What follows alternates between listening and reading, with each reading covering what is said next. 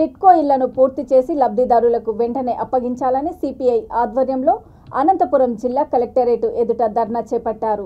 జగనన్న ఇంటి నిర్మాణ వ్యయాన్ని 1,80,000 నుంచి 5 లక్షలకు పెంచాలని, పట్టణాల్లో 2 సెంట్లు, గ్రామాల్లో 3 సెంట్లు ఇవ్వాలని వారు కోరారు. లేని పక్షంలో చెలో విజయవాడ కార్యక్రమంలో భాగంగా సీఎం కార్యాలయాన్ని ముట్టడిస్తామని హెచ్చరించారు.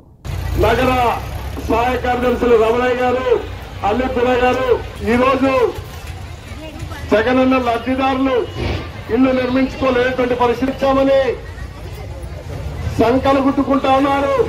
ముఖ్యమంత్రితో సహా వైఎస్ఆర్ పార్టీ ఎమ్మెల్యేలు, మంత్రులు, రాష్ట్ర నియోజకవర్గ కార్యదర్శి రామకృష్ణ గారు, సింగనమల తాలూకా వ్యవసాయ కార్మిక సంఘం జిల్లా ప్రధాన కార్యదర్శి కేశవరెడ్డి గారు, స్థలం 48 గజాల స్థలం అయితే 1 సెంట్ అవుతుంది కాబట్టి ఆ 44 గజాల స్థలం సెంట్లు ఇవ్వాలా. అదేవిధంగా ఇంటి నిర్మాణానికి 1,80,000 సరిపోదు, 5 లక్షలు. ఈ యమకం చెరువు లాంటి మనకు ఒక యమకింకర్లు పెట్టారు. ఎవరు జగన్మోహన్ రెడ్డి.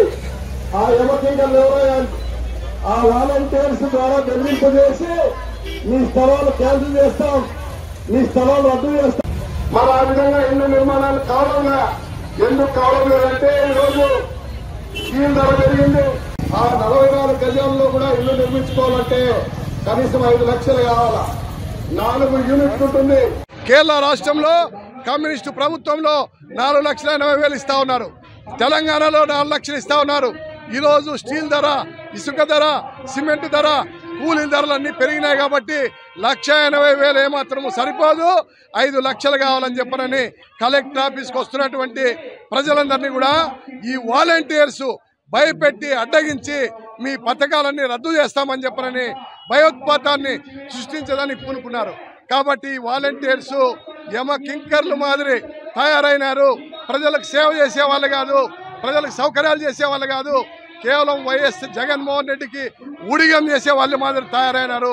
అందుకోసమే ప్రజలకు జరుగుతున్నటువంటి అన్యాయాన్ని ప్రభుత్వం దృష్టికి తీసుకొచ్చేదానికి ఈరోజు 26 జిల్లాల్లో కలెక్టరేట్ల దగ్గర లబ్ధిదారులతో ధర్నాలు చేసి ఆ యొక్క అర్జీలని ప్రభుత్వానికి సమర్పిస్తా ఉన్నాం.